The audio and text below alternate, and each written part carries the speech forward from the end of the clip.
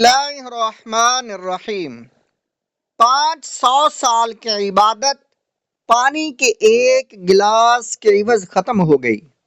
حضرت جابر رضی اللہ تعالیٰ عنہ فرماتے ہیں کہ ایک دن حضور صلی اللہ علیہ وآلہ وسلم مسجد میں تشریف لائے اور فرمایا کہ میرے پاس حضرت جبرائیل علیہ السلام تشریف لائے تھے۔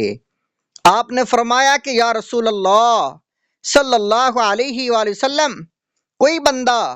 کوئی بھی بندہ اللہ کی رحمت کے بغیر جنت میں داخل نہیں ہو سکتا۔ اس کے بعد جبرائیل علیہ السلام نے بنی اسرائیل کے ایک عابد کا واقعہ سنایا۔ بنی اسرائیل کے ایک عابد نے اپنے شہر سے الگ ہو کر صرف عبادت کے لیے ایک جگہ کا انتخاب کیا اور آبادی سے دور پہاڑیوں میں اپنا ایک ٹھکانہ بنا لیا، سب سے الگ۔ اور اس زمانہ میں رہبانیت بھی تھی، اہل و عیال اور تمام رشتہ داروں سے کٹ کر لوگ عبادتوں میں لگ جاتے تھے۔ لیکن اسلام میں یہ چیزیں نہیں ہیں۔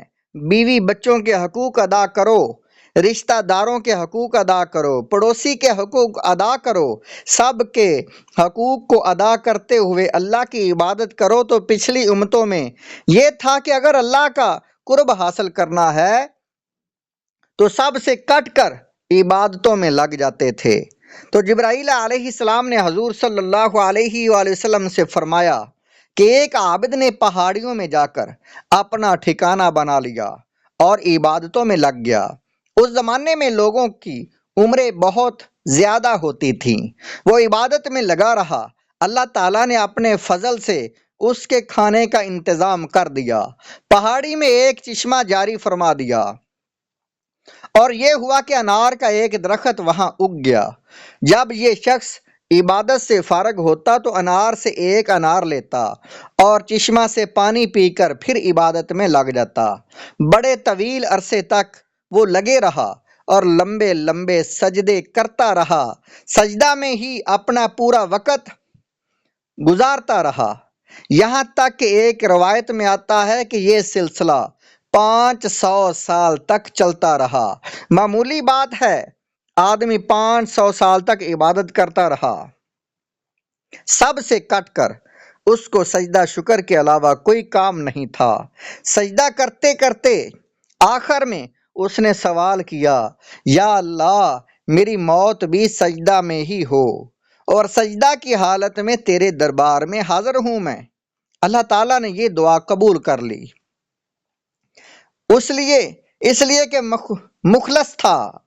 اب آدمی ساری چیزوں سے کٹ کر اللہ ہی کو مخصوص بنا لے اور اپنی مراد صرف اللہ ہی کو بناتا ہے تو اللہ ایسے مخلص کی دعا فوراً قبول کر لیتے ہیں۔ اللہ تعالیٰ کی شان کریمی مشرکین و ملحدین یہاں تک کہ ابلیس کی بھی دعا قبول کی، لہذا عابد کی بھی دعا اللہ نے قبول کر لی۔ اب ایک سال تک آدمی سجدہ میں پڑا رہے اور عبادت میں لگا رہے اور دعا یہ کر رہا ہے کہ اللہ اس کو موت بھی سجدہ کی حالت میں دے۔ اس کے ذہن میں یہ تھا کہ اسی طرح سے اللہ مجھے بغیر حساب کتاب کے جنت میں داخل کر دے گا۔ حدیث میں آتا ہے کہ جبرائیل علیہ السلام نے فرمایا، اس کا انتقال تو ہو گیا، اب قیامت کے دن جب یہ بندہ اٹھے گا سجدہ کی حالت میں تو اس کا معاملہ اللہ کیا کرے گا، یہ لوح محفوظ میں لکھا ہوا ہے۔ اللہ اس بندے سے فرمائیں گے، میرے فضل و کرم سے جنت میں داخل ہو جا۔ بندہ مخلص ہے، مگر یہ بشر کہے گا، اللہ میرے فضل سے مجھے بخشے گا، میری عبادت کا کوئی صلہ نہیں۔ اس کی نظر اس کی عبادت پر گئی، حالانکہ کسی بندہ کو اپنی عبادت اپنی نیکی پر نظر نہیں رکھنی چاہیے۔ عبادت تو کرے مگر یہ سوچے کہ عبادت کا ہو جانا یہ توفیق الہی ہے، اس لیے کہ بغیر توفیق الہی کے بھی کچھ نہیں ہے۔ فرمایا اس بندے کے اس سوال پر کہ میری عبادت کا کیا ہوا، اللہ تعالیٰ فرمائے گا، اس بندے کو ذرا جہنم کے کنارے لے جاؤ۔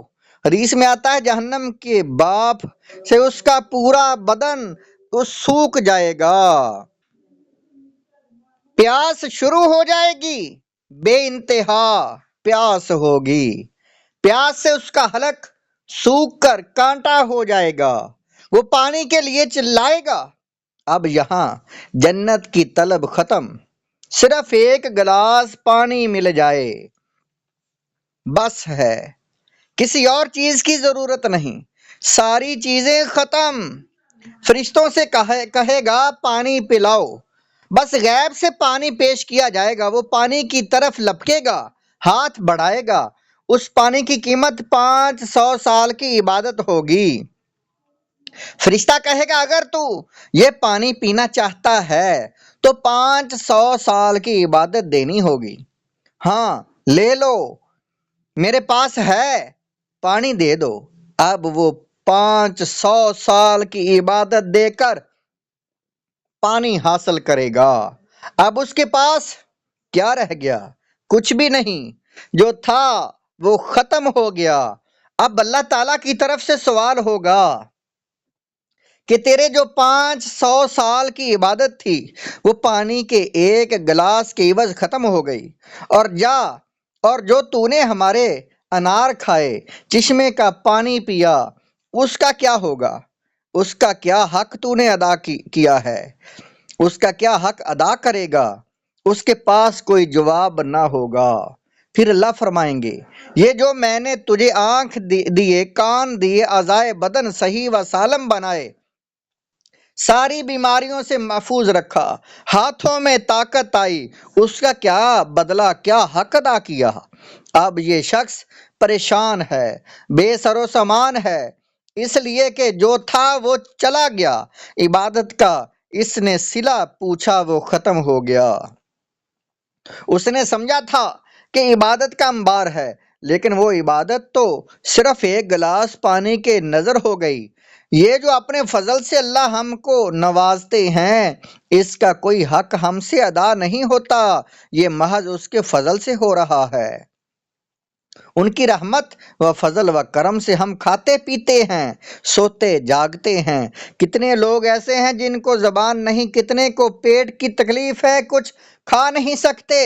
तो ये नेमतें जो अल्लाह का अपने बंदों को देना और बंदों का उसको इस्तेमाल करना है, ये महज उसका फजल है। अब इतनी इबादत करने के बाद बेसरो सामान रह जाएगा। हक ताला शाना की तरफ से 12 सवाल होगा, बोल क्या हक है, क्या देता है? अब उसकी जुबान से अदा होगा, ऐ अल्लाह तू अपने फजल व करम से मुझे जन्नत में दाखिल फरमा, मेरे पास कुछ भी नहीं।